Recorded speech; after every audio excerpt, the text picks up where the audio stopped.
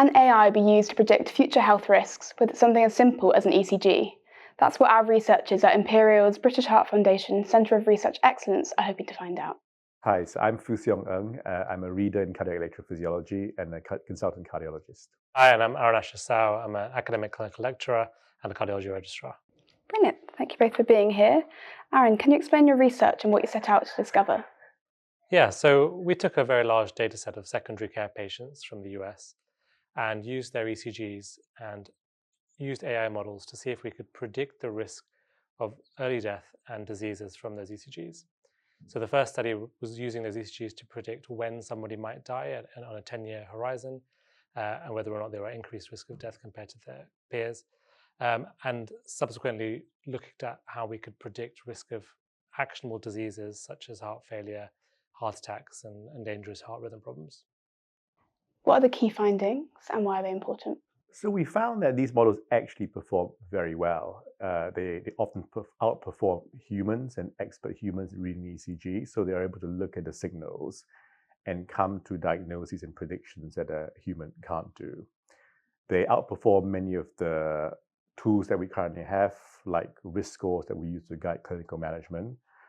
So in terms of implications, what this research opens up is the possibility of using AI-enhanced ECGs to guide clinical decisions. So you can use an ECG to tell a doctor whether a specific diagnosis is likely or unlikely and whether the patient's at high risk or low risk of future disease, so that the physician can change their management based on their predictions.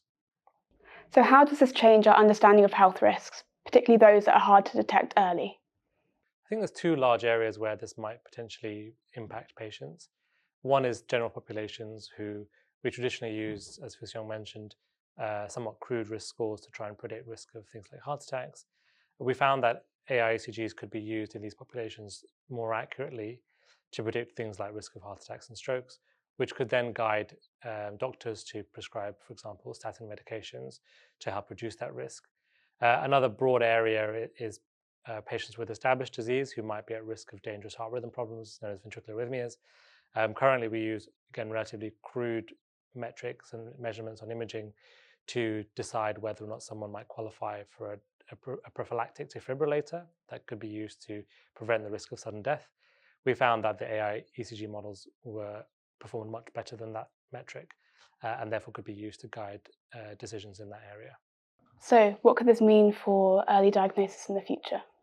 I think early diagnosis of heart disease can just generally improve patient outcomes. We'll take the example of heart failure.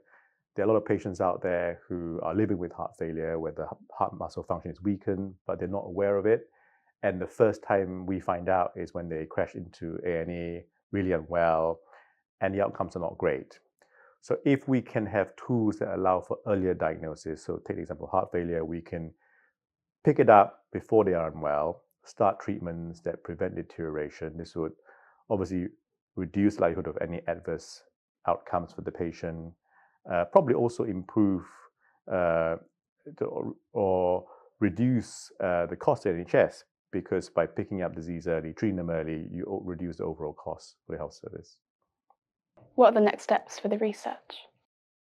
So we've validated this work over very large cohorts of more than 2 million patients from around the world across 4 continents.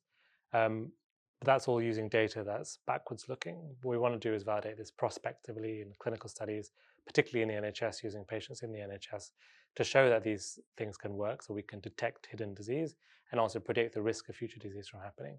So that is a key next step to show that these models work prospectively and then potentially think about how they could be implemented. How has the centre supported your work? So I've been very lucky to benefit from a lot of British Heart Foundation funding. So I've got a British Heart Foundation program grant that supported a lot of this work.